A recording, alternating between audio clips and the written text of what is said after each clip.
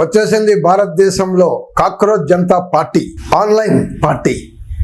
ఒక కొత్త ముసుగు, కొత్త సింబల్ పొలిటికల్ వాతావరణంలో. కాక్రోచ్ చీకట్లో కూడా మేము ఎన్ని కష్టాలు పడినా మేము ముందుకు వెళ్తాం, అధిగమిస్తాం అనే ఒక సింబాలిక్ రెసిస్టెన్స్ కోసం ఏర్పడిన ఈ పార్టీ ఏర్పడి 2-3 రోజుల్లోనే ఎక్స్ అంటే ట్విట్టర్ లో లక్షలాది ఫాలోవర్లు రావడం, సస్పెండ్ చేయించడం, ఈ అకౌంట్ పోయింది.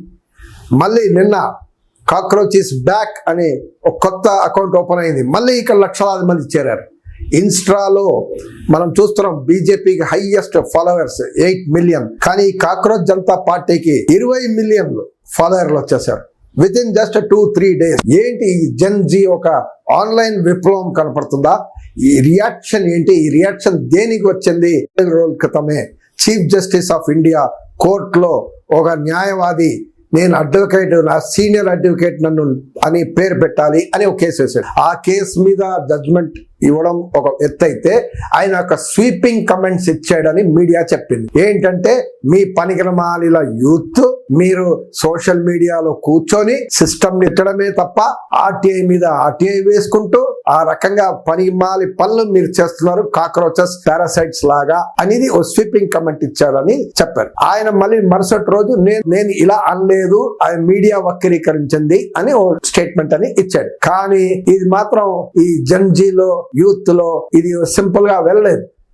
వెంటనే అభిజిత్ దిప్కే అని బోస్టన్ యూనివర్సిటీ స్టూడెంట్ ఈ ఎక్స్ ని ఫామ్ చేశాడు. కాక్రోచ్ జనతా పార్టీ CJP అనేది ఆన్లైన్ లో ఫామ్ చేశాడు. ఫామ్ చేసి దానికి ఒక మేనిఫెస్టో పెట్టాడు. వీళ్ళ డిమాండ్స్ ఏంటి అని పెట్టాడు. ఐఎమ్ ఏ కాక్రోచ్ అని పేరు చెప్పి జనాలు బయలుదేరుతున్నారు. టీ షర్ట్స్ కూడా వచ్చేసాయి, ఐఎమ్ ఏ కాక్రోచ్. అన్ఎంప్లాయ్మెంట్ ఈ రోజు భారతదేశంలో గత 45 సంవత్సరాల్లో హైయెస్ట్ గా ఉంటే, ఐఐటీలు, డిగ్రీలు, గ్రాడ్యుయేట్లు, ఇంజనీర్లు వీళ్ళందరికీ ఉద్యోగాలు లేకుండా ఉంటే, అన్ఎంప్లాయ్మెంట్ ఇంత తీవ్ర పరిస్థితిలో ఉంటే వీళ్ళని పనికి మాలిన అంటారా? మేం పనికి మాలిన వాళ్ళమా అనేది వాళ్ళు అడుగుతున్నారు, ప్రశ్నిస్తున్నారు. మీరు సోషల్ మీడియాలో మేం పనికి మాలిన వాళ్ళమా? అసలు మీ దగ్గర పేరుకుపోతున్న కేసులు ఉన్నాయే, మీరెందుకు అది సాల్వ్ చేయట్లేదు? దీప్కే ఏమంటాడంటే, ప్రజలంతా ఫ్రస్ట్రేటెడ్ అయి ఉన్నారు, వీళ్ళకి ఒక ఎవరు పట్టించుకునే నాదుడు లేడు, రిప్రజెంటేషన్ లేదు, మా సమస్యలు ఎవరు పట్టించుకోవట్లేదు. ఫ్యాన్ అయితే ఏమన్నాడు, it is a fresh air in this political uncertainty. Cockroach Janata party .org లో వెళ్తే మీకు మేనిఫెస్టో కనపడుతుంటుంది. వాళ్ళ మేనిఫెస్టోలో ఫస్ట్ పాయింట్ అంటున్నారు, ఏ చీఫ్ జస్టిస్ ఆఫ్ ఇండియా అయినా రిటైర్ అయిన తర్వాత రాజ్యసభ సీట్ ఇవ్వకూడదు అనే చట్టం పాస్ చేయాలి. అంటే ఎందుకు పెట్టారు? నంబర్ 2 వాళ్ళ పాయింట్ ఏమంటే, ప్రజల ఓట్లు ఎవరైతే డిలీట్ చేశారో, ఓట్లు లేకుండా చేశారో, అలా అప్పుడు చీఫ్ ఎలక్షన్ కమిషనర్ ని అరెస్ట్ చేస్తాం UAPA కింద అనేది చెప్పడం జరిగింది.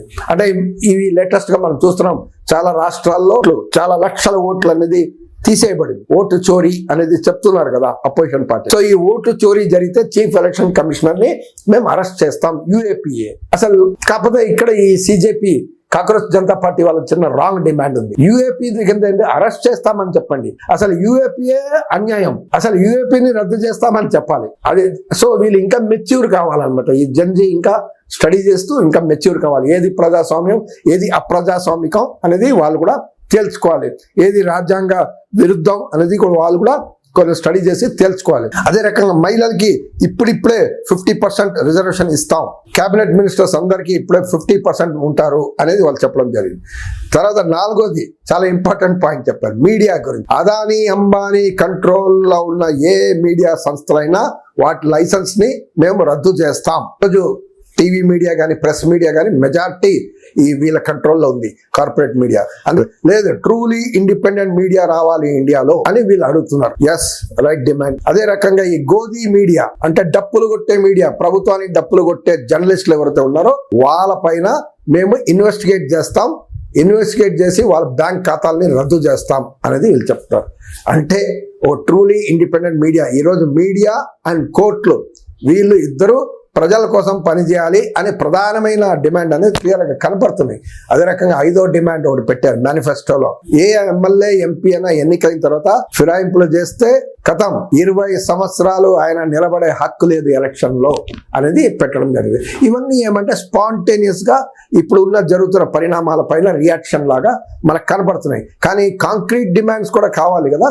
జన్జీ అనేది కేవలం హై క్లాస్ లో కాదు కదా, జంజీ పేద వర్గాల్లో కూడా ఉన్నారు కదా, చాలా మంది, ఎక్కువ మంది అక్కడే ఉన్నారు కదా. వాళ్ళ సమస్యలు కూడా వీళ్ళు కాంక్రీట్ డిమాండ్ లో ఉండాలి అనేది ఎక్స్పర్ట్స్ చెప్తున్నారు. కాంక్రీట్ గా ఉండాలి. జంజీ ఫేస్ చేస్తున్న అన్ని సమస్యలు దీంట్లో రావాలి. ఏదో 4 ఇష్యూస్ ఇట్లా స్పాంటేనియస్ గా రైజ్ చేయడం ఓకే, ఆన్లైన్ లో వెంటనే ఆ రిమార్క్స్ పైన రైజ్ చేయడం ఓకే, బట్ ఇలా ఉండాలి. ఈ రోజు మనం చూస్తున్నాం తమిళనాడులో ఒక పరిణామం, జంజీ ఒక ఎఫెక్ట్ అనేది క్లియర్ గా కనబడుతుంది టీవీకే పార్టీ రావడానికి. సో జంజీ బాగా పనిచేసింది, సోషల్ మీడియాలో బాగా పనిచేసి మొత్తానికి ఒక ప్రభుత్వాన్నే మార్చేశారు. కొత్త ప్రభుత్వంలో వాళ్ళు వచ్చారు. సరే, వాళ్ళు ఏం చేస్తారు ఏంటి అనేది మనం చూడాల్సి ఉంది, దానిపైన మనం చర్చిస్తాం, అది వేరే. బట్ ఒక కాంక్రీట్ ఒక ఇష్యూస్ బేస్డ్ రావాలి అని ఎక్స్పర్ట్స్ అంటున్నారు. అంతేకాకుండా ఆన్లైన్ లోనే ఇది ఏర్పడింది, ఓకే ఫైన్. ఇది దాని తర్వాత ఉద్యమాల్లో వస్తుందా, ధర్నాలు ఇది అవన్నీ జరగాలి కదా, ఆ ఉద్యమాలు ర్యాలీలు అవన్నీ కూడా జరగాలి కదా, పోక్ చేయాలి కదా, ఫిజికల్ గా కూడా పోక్ చేయాలి కదా అని ఎక్స్పర్ట్స్ అంటున్నారు.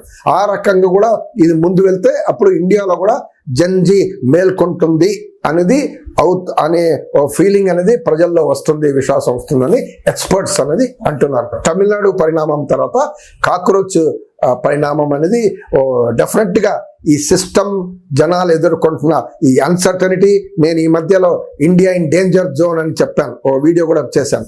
అదే రకంగా ఆయిల్ షాక్ వల్ల ఎఫెక్ట్ ఏంటి అని చెప్పాం. ఇవన్నీ ఏమంటే ఇండియా భారతదేశం ఎదుర్కొంటున్న తీవ్రమైన సమస్యలు, దానికి రియాక్షన్ గా ఇది ఒక ఆన్లైన్ గా ఈ నెట్వర్క్ గా వచ్చిందని తెలుసుకుందాం. కానీ ఇది మూమెంట్ గా వస్తుందా లేదా అనేది మనం వేచి చూడాల్సిన పరిస్థితి.